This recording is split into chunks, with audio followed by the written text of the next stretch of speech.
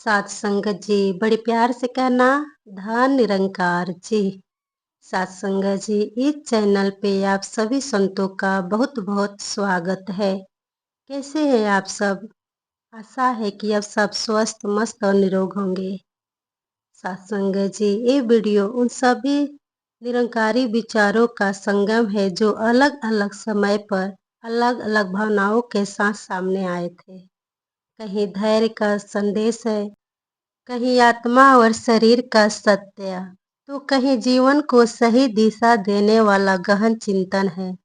इस परिस्थिति का लाभ यह है कि एक ही बार में बहुत सारा ज्ञान प्राप्त करना, जो मन को शांति देता है, सोच को स्पष्ट करता है और जीवन में संतुलन भी लाता है। रंग अनेक है पर उद्देश्य एक है, निरंकार से जुड़ाव, प्रेम और मानवता। आशा है कि आप संतों को पसंद है। साध संगत जी, जिंदगी का अंत सबके लिए निश्चित है। श्रीमद् भगवत गीता में लिखा गया है कि अंत काल में जो भगवान को याद करता है वो मोक्ष प्राप्त करता है। अथर्ववेद या उपनिषद बताते हैं कि आखिरी समय में मोह और अहंकार को छोड़कर आत्मा और परमात्मा पर ध्यान देना चाहिए।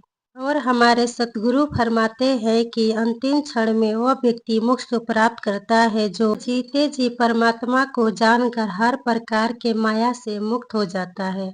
सत्संग जी, कहने का भाव है कि मानव को जीते जी सतगुरु के माध्यम से इस निरंकार प्रभु परमात्मा को जानकर सेवा, सुमिरन और सत्संग करनी चाहिए और हर प्रकार के माया से ऊपर उठकर जीवन को जीना चाहिए, तभी मुक्ति संभव है। साध संगत जी, श्री कृष्ण जी अर्जुन से कहते हैं, हे कुंती पुत्र अर्जुन, इस संसार में ईश्वर के छोड़कर सब चीज जो है अस्थायी है। जैसे सर्दी के बाद गर्मी आती है, वैसे ही दुख के बाद सुख अवश्य आता है।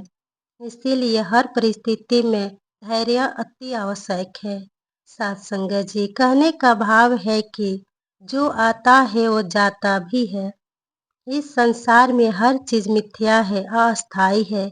इसीलिए इंसान को हर विपरीत परिस्थिति में धैर्य बना कर रखना चाहिए। सब रखने वाला कभी हारता नहीं है। धैर्य वह शक्ति है जो इंसान को बुरे से बुरे हालात से भी ऊपर उठा देती है। साध संगत जी, कबूतर के एक जोड़े ने अपने लिए घोंसला बनाया, लेकिन जैसे ही वे उसमें रहने लगे अजीब सी बदबू आने लगी। उन्होंने सोचा घोंसला खराब है, इसलिए जगह बदली, नया घोंसला भी बनाया, पर बदबू जो है वहीं की वहीं रही।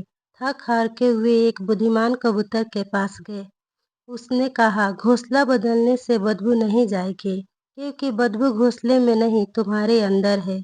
खुले में तुम जब रहते हो तो तुम्हें महसूस नहीं होती, लेकिन जैसे तुम ठहरते हो बदबू आने लगती है।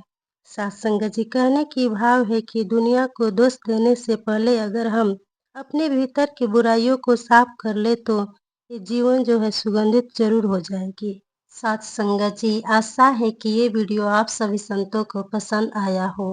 अगर पसंद आया हो तो लाइक कमेंट्स कर सकते हैं, बाकी आपकी मर्जी। सत्संग जी, बड़े प्यार से कहना धन निरंकार जी।